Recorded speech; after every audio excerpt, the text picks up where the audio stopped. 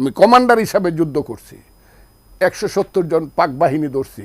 9ই December 1971 সন 22,000 মন চাউল গম পাইছি, 3টা স্টিমারের মধ্যে 1200 রাইফেল পাইছি।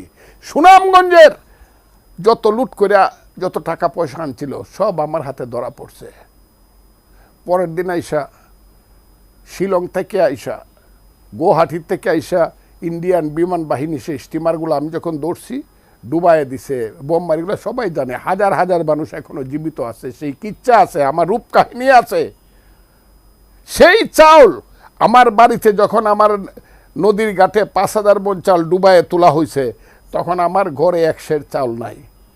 আমার বাবা বলছে কিরে ফুত, আমারে পুট ডাকতো, চাউল তো নাই ঘরে। আমি বলছি বাবা চাউল বাকি কি নাই না বাজার থেকে খাও।